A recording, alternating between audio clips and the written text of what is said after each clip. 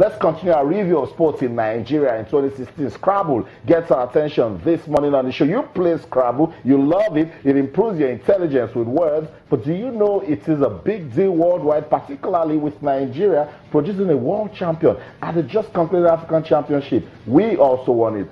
13 African titles, Nigeria has 12.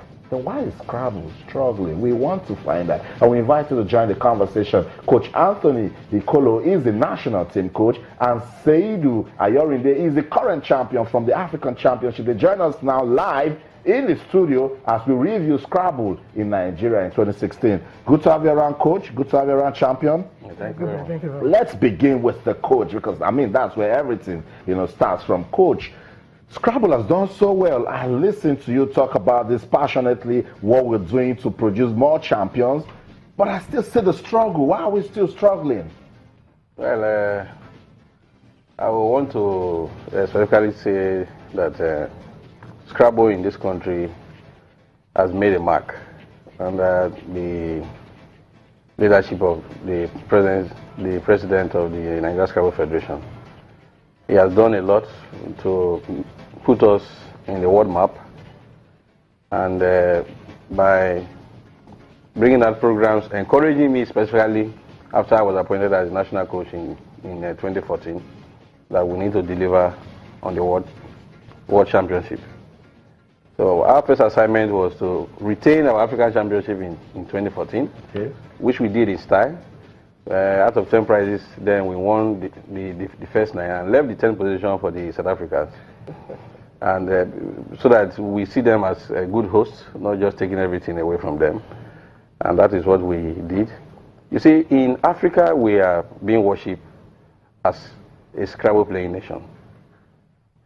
But in the world, we are seriously feared because our Scrabble is one of the best. But what we are having in this country is not encouraging enough, because we have won a lot of laurels for this country. You just mentioned we have won 12 titles out of the 13 African Championship. Which other sports in this country have done that? No other sports. And it's only Scrabble that have brought a world title to this country are the seniors. And still, the attention is not there from government. The attention is not there from the corporate, from a corporate Nigeria. What you see we do are personal efforts. The president, we didn't almost attend this, the 13th African Scrabble Championship, because the ministry said there was no money. And the president was not so happy. The president said, we have to go to the National Assembly, that we don't have funds to travel. Before on last week, Wednesday, specifically, was when the president now went to borrow money to take us on that stringent measures. And the championship was in Ghana. Yes. We have to travel overnight, the players with such risk, so as to make sure we attend as African champions. And when we got there, you see that the players were trying to fend for themselves. So you see, corporate Nigeria should try to come to our aid. That's right. The government should give more credence to Scrabble, because Scrabble is beyond what you can say is a bedroom game. Not, it's an intellectual game that builds the mind. It's a game that helps you in planning, because when you play Scrabble to win, you must maximize your gains. Yeah. And I saw that what we have, and you can see today we have another African champion. That's right. That's why we should talk to the African champion now, Cecilia. In Ghana, how difficult was it for you to win this title? Yeah, I actually am a very detailed person, because, okay, for instance, Scrabble has over 267,000 words, which you must know.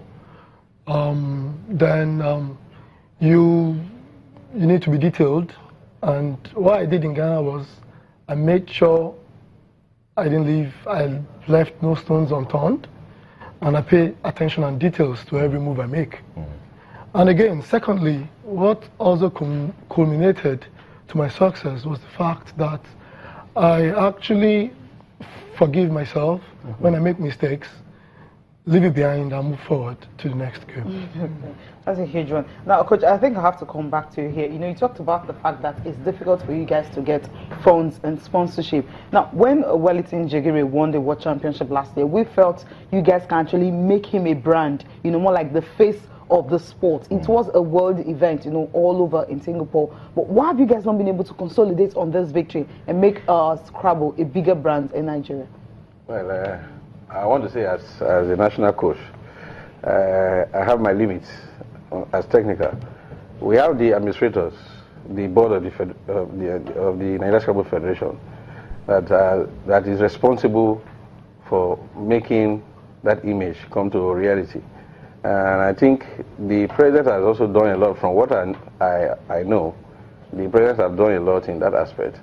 But again, you see, corporate Nigeria and the government, they are two different entities. It is their belief on what they want to do that they will do. That's just the way I see it. Okay. From the struggles, from the attempts the president and the board has made so far to see that Scrabble is seriously recognized in this country as one of the top sports, to have won a lot of laurels and brought glory to our great country. But that is not it, because the interest of government is rather somewhere else, maybe on the super egos that are not making us proud, that are giving us heartache and the rest of them. You now leave a sport that can take over 6,000 youths off the street. Presently in our database, we have close to 6,000 youth playing Scrabble. Professional Scrabble, not just ordinary Scrabble. And if these ones are given a sense of belonging and direction, I tell you, crime should be limited on the streets. You see that they make earnings from playing Scrabble year in and year out, month in and month out. That's how Scrabble is being played elsewhere in the world. Yeah, okay, let's talk about the elsewhere in the world now. What we've seen so far when it comes to Scrabble, it's more like a corporate sport, in the sense that government usually don't get involved in it because of the way it is and the way most sports have actually thrived over the years.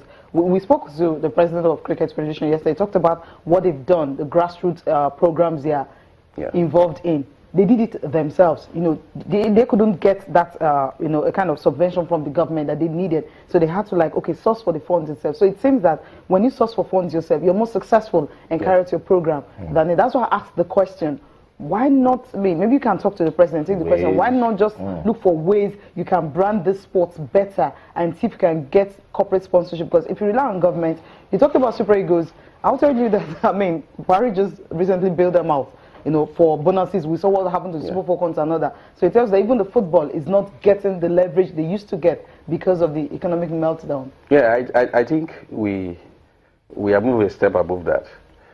We have school Scrabble. Okay. What the board have done is to make sure that Scrabble is played in major of our secondary schools around the country, and also to add to it is the board has gone into partnership with some of these schools and some state governments, and we have been doing spelling bees all over the country.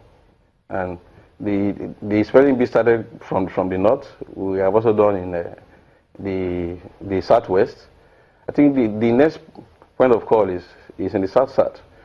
I think that will be in the early, maybe in the first quarter of 2017.